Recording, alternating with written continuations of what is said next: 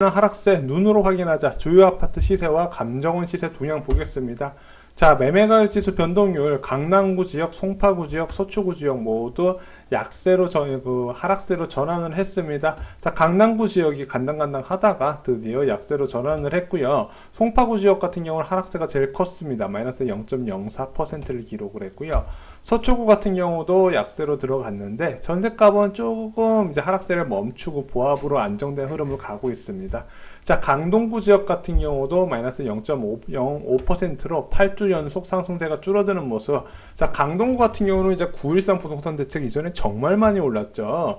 자, 그러다 보니까 이제 조정이 좀 되는 게 아닌가. 그런데 강동구 지역 같은 경우는 아직도 가격동 메리트가 다른 강남 상구에 비해서 좀 있다고 생각하시는 분들이 있어서 조정까지는 좀 시간이 걸릴 것으로 예상이 됩니다. 전세가격도 안정세 흐름을 가고 있습니다. 자, 얼마 전까지만 해도 9월 초까지만 해도 서울 아파트값 전세 가격이 급등을 해서 그거에 따른 전세난 우려 목소리가 되게 컸어요. 그 근거가 뭐냐, 재건축 이주가 많다 뭐 이런 식으로 얘기했는데 실질적으로 요즘 재건축 이주할 때 이주비가 많이 안 나오기 때문에 주변 아파트 전세값 상승을 이끌지가 않습니다. 그 공식은 예전에 깨졌고요. 그리고 서울에서 지금 갖고 인구가 유출되고 있는 상황에서 경기도에 많은 이제 아파트가 지어졌고 그런 상황에서 전세값이 오르겠습니까? 그러다 보니까 서울의 전세가 매매가 대비 전세가 비율이 50%가 안 되는 곳이 속출을 하는 거죠. 자, 전세 가격이 그 아파트의 가치를 나타내고 있다 그렇게 보시면 돼요.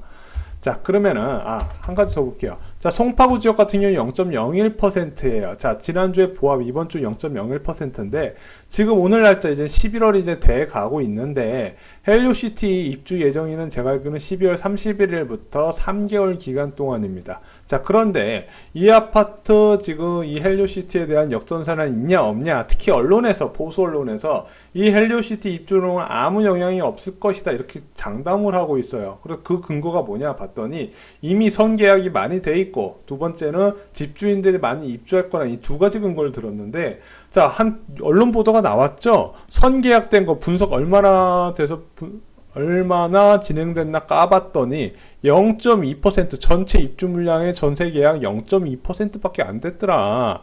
그래서 먼저 계약된 게 많다. 그것이 다 헛소문이고 허위 정보였다는 거죠. 그거를 부동산 전문가라는 사람들이 얘기하고 있어요. 그 부동산 전문가 사람들 누군지 알 것 같아요. 그 언론 강사도 아니에요. 언론 금융사에 소속된 사람이에요. 자, 그런데 이렇게 전세 가격이 그럼 영향을 언제 미칠까요? 많이 궁금해 하실 거예요. 야, 쇼킹 부동산에서 헬리오시티 때문에 난리 난다 그랬는데 왜 아무 일 없냐? 지금 보면은 일단 헬리오시티 입주 예정일이 조금 변동폭이 있을 수도 있겠다 이런 우려가 있어요. 왜냐? 건설사하고 조합 간에 추가 건설비 부담이 명확해지지 않았기 때문에 만약에 건설사 입장에서는 니들이 잔금 안 주면은 못 주겠다. 잔금 안 주면은 우리는 절대 이제 키를 줄 수 없다. 입주자한테 키를 줄 수 없다. 이렇게 버티고 있는 상황이기 때문에 일단은 뭐 이 상황은 제가 볼 때는 어느 정도 입주일만 정해지면 본격적으로 세입자들이 들어갈 것 같습니다. 그럼 전세가 폭락 언제 일어나요? 12월 한 초, 12월 초만 돼도 전세가 폭락 일어날 겁니다. 그때 재밌을 거예요. 자, 잠실주공 5단지 아파트 보겠습니다. 이 아파트 뭐 저희가 많이 설명드렸을까? 패스. 자, 보면은 시세가 저희가 마지막 조사했을 때 18억이었고요. 평균 매물가가 18억 2천인데 일단은 18억대에서 버티는 모습이에요. 일주일 동안은 18억에서 버티는 모습인데 문제는 평균 매물가. 예전에는 한두 개 급매물만 18억이었다면 지금은 두텁게 18억에 쌓여 있으면서 최저 급매물가가 평균 매물가가 돼버렸어요. 자, 그래서 저희가 매주 재건축 설명드릴 때 아무래도 표로 드린 게 나을 것 같아서 표로 말씀을 드리겠습니다. 자, 이 아파트 시세는 평균 매물가 기준이에요. 저층 이런 거 없이 중고층 기준으로 매물이 많이 쌓여 있는 가장 저렴한 가격 기준을 했습니다. 일반적으로 급매라고 보시면 돼요. 자, 이 급매 가격 지금 보면 9.13 부동산 대책 직후에 18억 9천부터 시작을 해서 지금 18억까지 떨어졌습니다. 뭐 어떤 분 19억대에 18억 9천5백에 사신 분이 아마 실거래까지 중에서는 제일 비쌌는데 지금 18억의 매물이 넘쳐나죠. 제가 볼 때 이거 다음 주에 100% 17억대로 깨집니다. 그래도 자, 그러면 언론에서 1억이 떨어졌다 난리를 치는데 그게 떨어진 거냐? 아니다. 이 아파트 7월만 해도 16억 6천이었어요. 아직도 1억 4천 정도의 상승, 아직도 더 오른, 단기간 오른 거품이 껴있는 상황이다. 자, 이렇게 보시면 되고요. 이 아파트 뭐 일단 17억 깨지는 상황 보고 여러분들랑 같이 말씀드릴게요. 근데 지금 재건축 아파트가 9.13 대책의 가장 큰 타격이 뭐 여러분들이 아실 겁니다. 대출 없이 들어가고 거주 목적으로 들어가기 힘든 아파트이기 때문에 자, 아무래도 실수요자가 가장 투자자든 실수요자든 가장 외면할 수밖에 없는 게 이 강남 재건축 아파트예요. 자, 그래서 제일 먼저 타격받는 게 티가 나는데 이게 얼마나 떨어질까? 지금 안 좋은 금융 상황에서도 얼마나 버틸 수 있을까? 제가 볼 때는 아마 헬로시티 입주 전후로 해서 아마 12월 전후로부터 본격적인 하락이 시작될 거다. 원래는 그동안에 이제 집값 강력한 규제책이 나오면 한 2달 정도 약세를 보이다가 다시 급등을 했거든요. 이번에도 그게 될까? 자, 이렇게 지금 외국인 자본이 빠져나가서 환율 치솟고 주가 떨어지고 있는 상황에서 자, 오른다? 어렵죠. 상식적으로 생각해봐도 안 되는 거예요. 자, 그러면은 10월 27일 기준으로 일주일 동안에 실거래가 얼마나 등록됐나 봤더니 자, 9.13 부동산 대책 이후에 등록된 건 한 건도 없어요. 자, 늦게 등록된 거 8월 말에 등록된 게 이제사 등록된 게 2건이 있고요. 9월 초에 거래된 게 2건이 있습니다. 자, 지금 저희가 18억의 매물이 굉장히 많다고 말씀을 드렸잖아요. 자, 최고가 매수자 봤습니다. 19억 1천에 매수하신 분이 있어요. 19억 1천에 매수를 하셨는데 지금 1억 1천만 원이 날라간 거죠. 얼마 만에? 한 달 만에. 물론 이것도 비싸요. 지금 18억도 저는 충분히 비싸다고 생각을 합니다. 왜냐? 자, 이 아파트 재건축해가지고 이제 분양가 정해지면은요, 주변 아파트 뭐 17억이다 뭐 이런 식으로 해서 주택도시보증공사에서 이 정도 분양가 책정을 하면은요, 솔직히 이 금액이 현재 유지가 되면 안 돼요. 훨씬 더 떨어져야 돼요. 예, 뭐 여기 뭐 워낙 그 용적률이 낮아서 뭐 재건축 조합원들의 부담이 없다고 치더라도 여기 공공기여가 많기 때문에 제가 볼 때는 그렇게 크게 뭐 그냥 같은 평수 하나 받는 거 말고는 큰 영향이 없을 것 같거든요. 근데 그거 감안하는데 지금 현재 18억이다. 비싼 거죠. 리스크도 사업 리스크도 있고 또 하나 재건축 초과이익 환수제 위험도 같이 있잖아요. 사람들이 이거 다 까먹은 것 같아요. 대치동 음마아파트 볼게요. 용적률 204% 3종 일반 주거지역인데 자, 여기 재건축하면 5,900호입니다. 자, 이 아파트 재건축하면 뭐 위치 좋고 강남 좋고 뭐 학군 좋고 뭐 최고죠. 자, 이 아파트 시세 한번 볼게요. 자, 저희가 마지막 조사했을 때 이제 17억 2천이고 17억 3천의 매물대가 형성돼 있었는데 지금 봤더니 16억 8천에 평균 매물대 17억대로 빠졌습니다. 마이너스 2천만 원에서 마이너스 3천만 원 정도 빠진 상황이다. 자, 이게 좀 하락폭이 좀 가파라지고 있죠. 자, 그래서 음마아파트 시세도 그래프로 보시면 좀 이해가 쉬울 거예요. 자, 얘가 5월, 6월에 이제 양도세 중과제도 이후에 5월하고 6월에 집값이 많이 하락했죠. 특히 강남 지역이 많이 빠졌을 때 14억 5천까지 갔다가 그 이후에 1대1 재건축안이 나오면서 잠실중 5단지하고 좀 다른 흐름으로 먼저 상승을 시작하면서 자, 17억 8천까지 올랐습니다. 제가 그래서 한 달 만에 거래도 없는데 3억이 올랐네 깜짝 놀랐는데 지금 이게 17억에 다시 조정이 된 거죠. 그래서 지금 17억대의 매물이 되게 많고요. 솔직히 16억 최저 금매물가는 16억인데 저희가 그냥 매물 많은 17억대로 적어놨지만 16억 8천에도 지금 매수가 가능하다. 중층 기준으로요. 자, 거래 등록된 거 보겠습니다. 자, 제일 비싸게 산 사람 누구 18억 5천에 산 사람 있어요. 18억 5천에 샀는데 지금 최저 금매물가가 16억 8천이죠. 언제 샀어요? 9월 초에 샀죠. 이 사람 한 달하고 열흘 만에 1억 7천만 원이 날라갔어요. 기회비용 날라간 거죠. 자, 보면은 지금 신규 득건 4건 등록된 거 모두 다 9.13 부동산 대책 이전에 등록된 거예요. 아직 9.13 부동산 대책 이후에 제대로 등록된 게 없기 때문에 아직 2달 지금 9.13 대책 끝나고 한 달하고 한 열흘 조금 지난 것 같은데 한 20일 더 기다려보고 실거래 9.13 부동산 대책 이후에 거래량이 얼마나 되는지 확인이 가능할 것 같습니다. 지금 60일 이내에 신고해야 되는데 공인중개업소에서 이제 계약일 이후 60일 이내에 신고해야 되는데 그거는 내년부터 30일 이내로 줄어듭니다. 자, 잠실동 엘리트리 아파트 볼게요. 리센츠 트리지움 아파트 볼게요. 자, 리센치 아파트 같은 경우는 정 59제곱미터가 15억대, 그리고 전용 84제곱미터가 17억대, 913 부동산 대책 이후의 시세를 아직도 그대로 유지하고 있어요. 물론 이 가장 저렴한 금액대의 매물이 좀 많이 쌓이고 있지만은 집주인들이 아직까지 가격을 빼는 모습이 안 나오고 있어요. 자, 일단은 이 잠실의 엘리트레, 엘스 리센츠 트리지움 레이크 페리스 아파트 중에서 리센츠 아파트가 가격 방어가 가장 강해요. 어디부터 먼저 떨어지냐? 엘스나 트리지움부터 먼저 빠지는 모습이 나오거든요. 이 옆에 있는 엘스 같은 경우는 17억대 같이 버티다가 지금 한 2, 3천 낮춘 건매물들이 출원을 했습니다. 그러니까 엘스 먼저 떨어지고 리센츠도 떨어지는 흐름이 나올 거예요. 자, 리센츠 아파트 시세 변화 보면요. 이 아파트가 제일 저렴했을 때 14억 7천까지 빠졌다가 다시 수직적으로 올라서 17억대에 지금 유지가 되고 있는데 매도자가 아직도 팔 생각이 없어요. 그러니까 가격을 낮춰서 팔 생각이 없어 보입니다.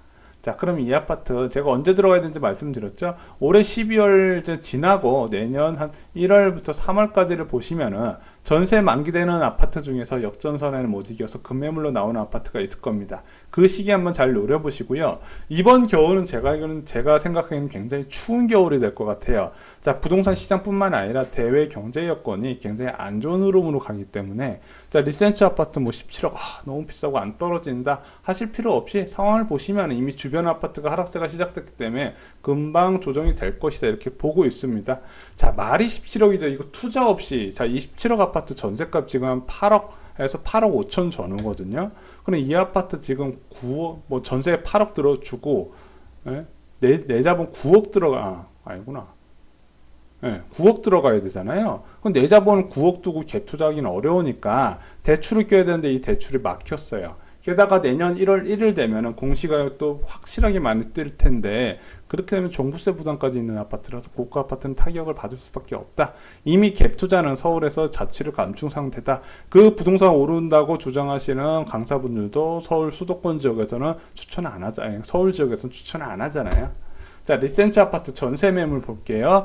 전세 매물 보면은 여전히 5억 천에서 8억까지로 저희가 이거 왜 보여드리는지 아시죠? 자, 헬리오시티 입주 영향 보는데 아직까지 영향 그렇게 많아 보이지가 않습니다. 일단은 최저 건매물가는 8억인데 여전히 매물대가 8억에서 8억 5천까지 툭툭하게 형성돼 있어요. 자, 그래서 평균 매물가가 8억 이하로 떨어지려면은 보자, 지금이 10월이니까 한 달 정도 더 있어야 될 것 같습니다. 그때까지는 안정된 흐름으로 갈 것 같아요. 뭐 올라봤자 1, 2천. 근데 막상 이제 한 달 전, 헬리오시티 입주 한 달 전이 되면은 정말로 전세값 역전선의 무서움을 여러분들이 보시게 될 겁니다. 자, 잠실 리센츠 아파트 10월 26일 날 3건의 거래가 있었고요. 그리고 10월 26일 기준으로 3건의 거래가 등록됐고 8월에 2건이 등록됐습니다. 이 2건은 왜 이렇게 늦게 등록하는 거예요? 보통 한 달 정도면은 다 등록을 하거든요. 이런 것처럼. 근데 굉장히 늦게 등록했어요. 자, 여러분들 보시면 여기도 9.13 부동산 대책 이후에 거래가 거의 없다시피 해요.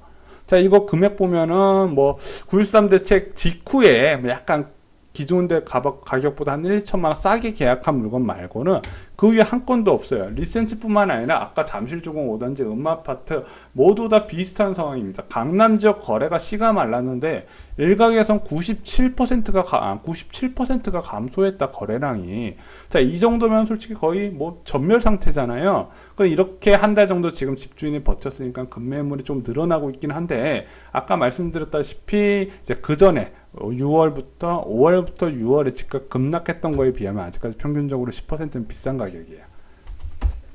자, 트리지움 아파트 보겠습니다. 트리지움 아파트 같은 경우 급매물이 출현했어요. 지난번 조사했을 때 14억 5천에서 매물대가 강하게 형성되어 있었는데 여기서 누가 6천 깎은 13억 9천짜리, 자, 그리고 얘가 그렇게 내리다 보니까 또 나도 급매물 내놓겠다 해가지고 14억짜리 매물대가 있어서 좀 가격이 좀 빠졌습니다. 하지만은 자, 84제곱미터 같은 경우는 16억대로 아직까지 고정이 되어 있어요. 그래서 집값이 좀 조정되는 분위기가 나오면은요, 일단 재건축 아파트가 먼저 떨어지고요, 90년대 아파트 같이 거주 여건이 열악한 아파트, 그리고 일반 신축 아파트, 사람들의 선호도가 높은 신축 아파트 같은 경우는 저층이나 비인기 평형 이런 아파트부터 먼저 가격이 떨어진다. 자, 지금 잠실 지역 같은 경우는 보면은 저층 아파트 가격 위주로 지금 호가가 계속 내려가고 있고요. 아직 중고층은 버티는 모습이에요. 곧 떨어질 겁니다.